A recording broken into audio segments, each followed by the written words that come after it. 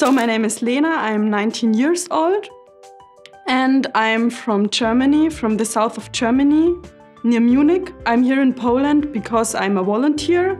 I work for 1 year in a daycare center for children and young people in Gdynia.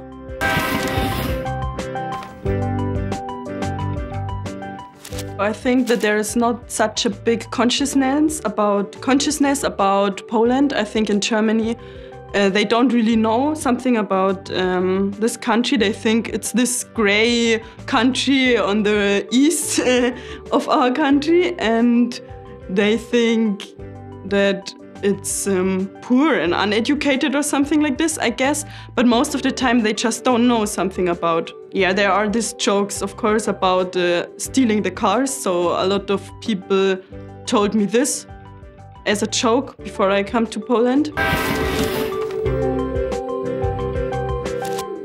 I thought that the prices will be cheaper than in Germany, but not as cheap as I saw, as I recognized. You can really go and eat in a restaurant for, I don't know, 2 or 3 euro. I was also surprised by a lot of security. I think that there are just security men walking around. In the supermarket or in the SKM, a lot of security men, and that they take themselves very seriously. I was, I think, surprised by this. Also by the rubbish, that there is a lot of rubbish. In all this beautiful nature, I could not understand this. Yeah, about the language, that it's ugly, that it's a very hard language, and that the language represents the people because we are said to be very cold people, which just think about to be on time and to be tidy or something. So the language represents this, like 1, 2, 3, for example, or also they say, a lot of people say to me Schmetterling, so it means butterfly, and it's very ugly German word they say. I think it's just a matter of pronunciation. You can also pronounce butterfly really ugly, but you can also pronounce Schmetterling in a nice way, I think. Someone also told me that they think that German women are not beautiful or German girls are not beautiful, that they look like Helga. It's a name for a very ugly woman, Helga, so everyone looks like Helga. Much more richer country.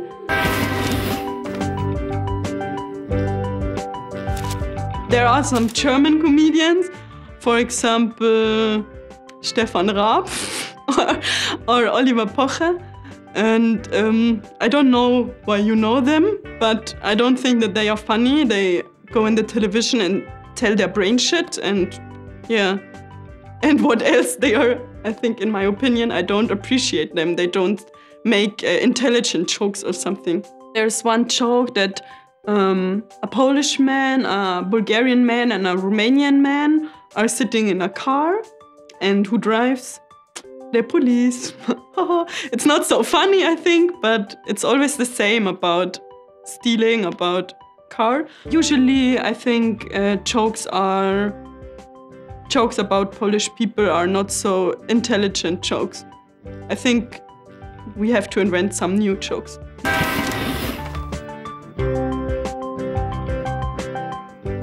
I really liked Tree City. I love all this energy of the city, so I love that there is Gdansk, Sopot and Gdynia. It fits very good together. I love the city. I love the beach, the sea, very beautiful places around that you can see a lot of nice nature. I love a lot of other cities of Poland. Poland is not such a perfect country. Like, you can say that there are a lot of things that don't work really well, but I like this because everything is very spontaneously, and I like this. Sometimes it's a disadvantage, but most of the time I really like. I like the people. They are very friendly. When you ask for the way, they even take you with you so that you can find the right way. Most of them say, oh yeah, I have also relatives from Germany, they live in Germany. Oh, where are you from? From Germany. I like that they acknowledge it when you try to speak Polish. They really laugh when you can just say something little.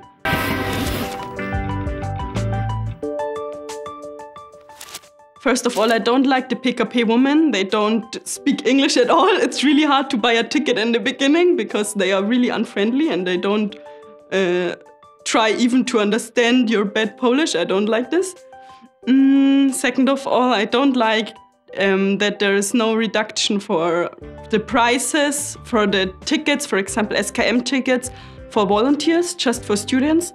And even sometimes it's hard to convince them that if you have a German student card, it doesn't count. You just have to have a Polish student card, and then the prices are double. There's so much rubbish. I think that people should be more aware, and it's not so difficult, I think, to put the rubbish in the rubbish bag and not in the nature.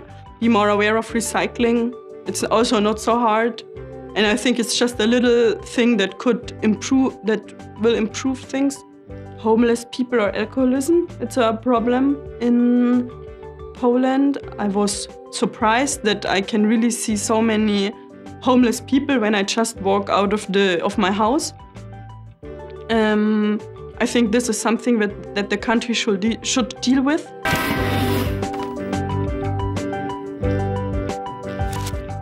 When I go here to this church, first of all, it's always full. And second of all, during Sunday, there are 8 different messes. It's always full with a lot of young people, with a lot of old people also. And sometimes you even have to stand in the back. And I don't know this even if I'm from a very conservative part of Germany, from the south. It's also a very religious part, but I never saw this. So I was like, wow, okay. And additionally, everywhere you can see the Pope, of course, the Polish Pope, in every shop, everywhere you can see it. I live 5 minutes away from the village where the new Pope was born, the German Pope, Ratzinger. So I thought, first of all, perhaps I should bring as a guest present or something from, I don't know, there is Pope beer from my village or something. Perhaps I should bring this, but then I searched a little bit in the internet and I found out that they don't really like the new Pope because there is not such a big love of him because their Pope is more inside of their hearts or something.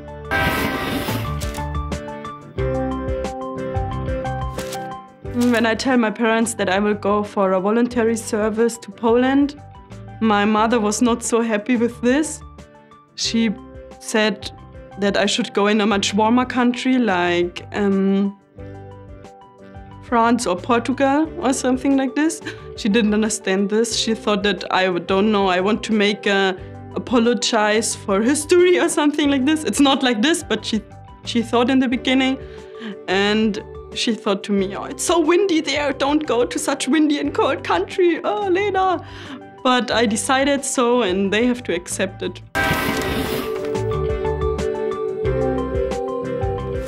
There are also a lot of people who ask me questions about the history. So I think it's not really about stereotypes, but it's also something that moves the people.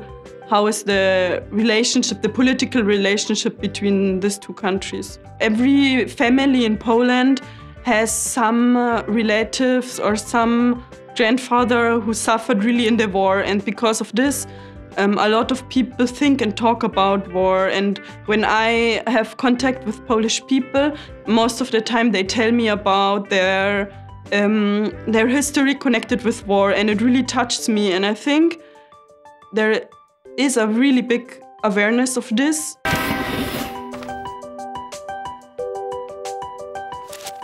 In the beginning, it was hard to learn Polish because of the pronunciation, because of that the people speak the language very fast. So it's really hard to understand most of the time for me. But I really love the sound of the language. I love when there is a song in Polish because I think the language really fits to music. I needed 4 or 5 months to find my way into the language, but now as I can speak and as I can communicate, I really love it. And but also it's a crazy language. You have a lot of exceptions, a lot of words that you have to put in the end. Oczywiście. I don't like this word. So I always say naturalnie instead of oczywiście. And I think also, for example, jestem szczęśliwa. I am happy. Szczęśliwa, it's also difficult. Pozdrawiam, Wirtualna Polska. Liebe Grüße von mir an das virtuelle Polen.